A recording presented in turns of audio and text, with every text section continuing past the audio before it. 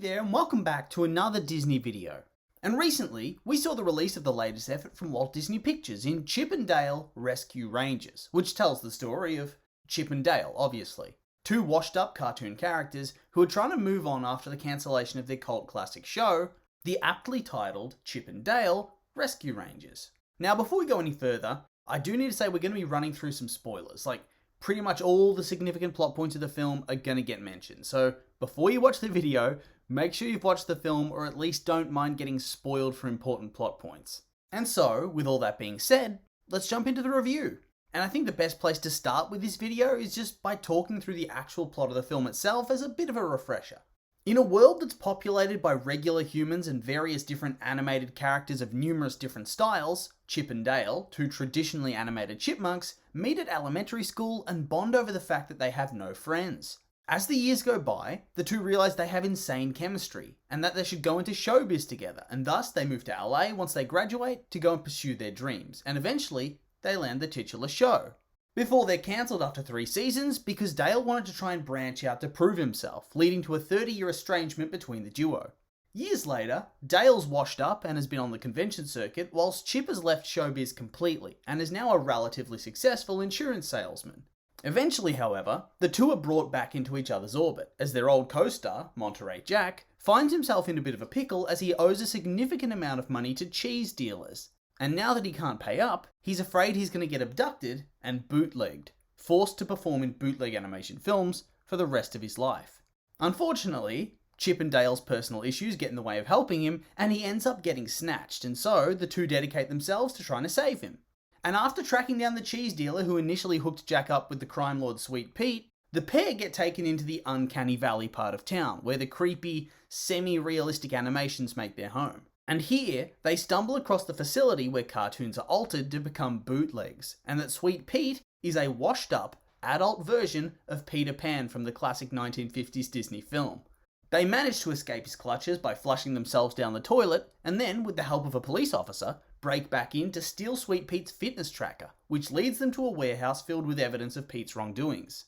After a sting operation led by Ali, the detective they were working with, and the claymation Captain Putty, Sweet Pete's operation is supposedly on the verge of being shut down for good, until our trio are betrayed by Captain Putty, with him and Sweet Pete trying to bootleg Chip whilst Dale and Ali fight to save him. And this eventually culminates with Pete and Putty getting arrested by the FBI, who arrive with Ugly Sonic of all people to save the day at the last minute. With all the bootleg cartoon characters getting freed by Chip and Dale, the duo reunite for a new reboot of their show, and everything is right in the world.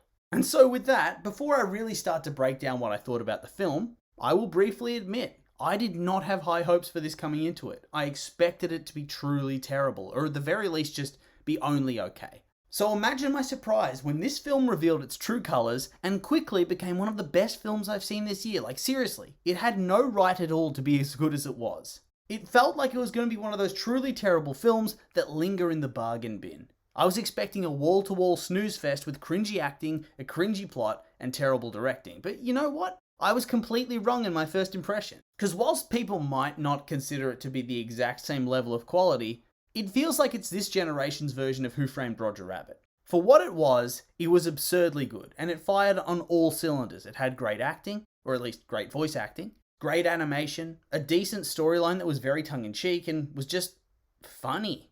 I mean, I can't understate how funny this movie was. And as someone that wasn't even born when the Rescue Rangers TV show was relevant, and the extent of my Chip and Dale lore is solely from Kingdom Hearts, I was completely hooked on these characters, and the story made complete sense for someone that knew nothing about the TV show. It honestly made me a little envious of all the references that I probably missed out on from not seeing the show, so I can only imagine how satisfying and even more hilarious this movie would have been for adults that actually grew up with this story.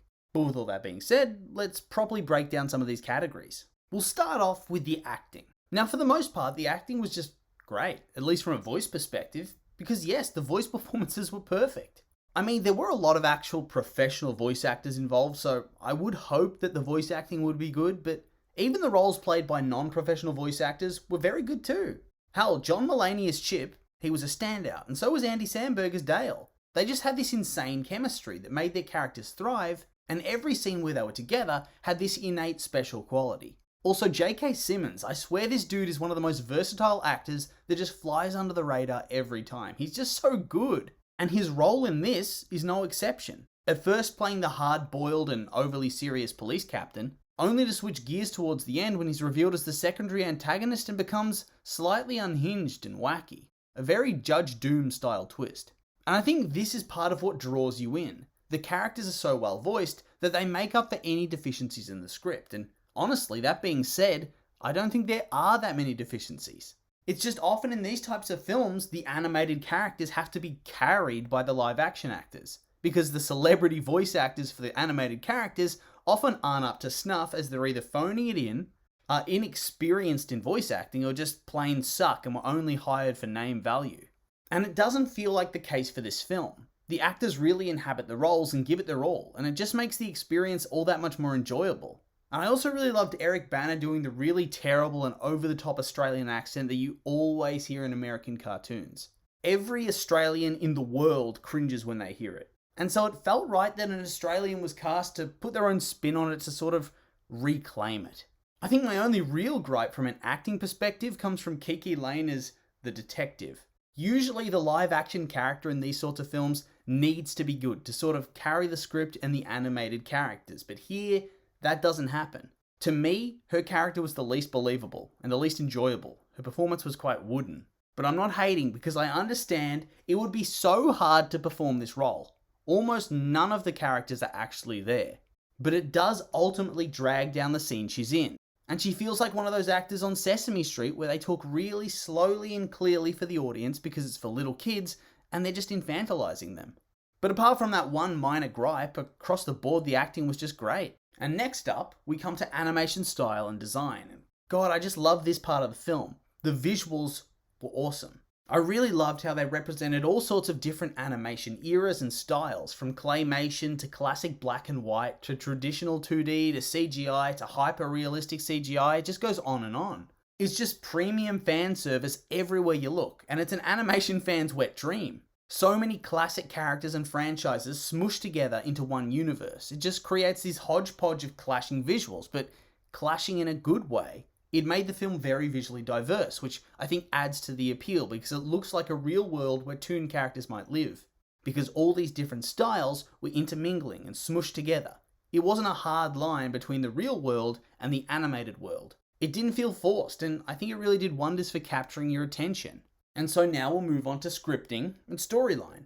And overall, the narrative was very well done. I really liked it. I've gone through the plot in detail already, so I won't smash you too much with it. But overall, the film was well paced, it didn't linger longer than it needed to, and it was engaging. The story captured your attention, and the two leads really won you over. On one hand, the film was able to make you sympathise with Chip, a successful actor in a double act, whose career tanked because the other half decided to go it alone and ruined their mystique. But then you can't also help but fall in love with Dale, who's just the sweetest little goofball who wants to be needed and respected as an equal member of the team. They just win you over so quickly with their dynamic, and the script really takes advantage of their characters without making them feel overexposed or like their shtick wore too thin. Similarly, the villainous characters also were just very good. Sweet Pete, aka Peter Pan, was a decent villain. And I really liked how his storyline was so meta. For one, referencing the sad fate that befell the actual voice actor for Peter Pan, Bobby Driscoll, although this part in hindsight might have been a bit disrespectful. But anyway, it combines that and then references the fall from grace of 2D traditional animation and the scramble to try and stay relevant to keep up with the times. And then it ties in the whole Russian bootleg storyline and his gangster days as a drug dealer. Cheese dealer. And I think that's another element of the story that just worked. They were able to cram in all this meta commentary surrounding showbiz and the animation industry. It was a parody and a satire. It made you laugh and spoofed all these elements of the film industry that are considered quite ridiculous to a normal person, as well as playing into a lot of old tropes. One of the highlights of the film was the Chipmunks deciding that their new friend Allie, a detective, must be working with Sweet Pete, because there's a mole in the investigation and the captain is too obvious. Referencing the big trend in the last 20 or so years to go with the really unexpected twist ending or betrayal, only for it to have been the captain all along who betrayed them. And there are a bunch of other moments just like this within the film that help it stand out from the crowd and set itself apart from the other host of films of this type. It's clever, and it's witty, And at times it even edges the boundaries of being a social commentary, criticizing various negative aspects of Hollywood, like older stars feeling pressured to undergo surgery to stay relevant and remain fresh. And then sometimes it just goes full parody, laughing about the concept of Uncanny Valley and the disturbing attempts at 3D animation that we had to endure as a society during the early 2000s. Ugh, I'm glad the industry's improved on that front. Some of those films, they still haunt my dreams. But regardless, this film is better than it ever had any right to be. I mean, I hope they're one and done with it though, because this feels like the type of film that would make an amazing first movie, and then the second one is the worst thing that's ever been made. But anyway, with all that being said, that's really the end of the video. Don't have much else to say, and these were just my opinions, and now I'd like to hear yours. If you've seen it, what do you think of the movie? You like it, hate it, somewhere in between? Am I hyping it up too much? Or maybe not enough? I'm curious for your thoughts, so make sure to like, comment, and subscribe, and let me know.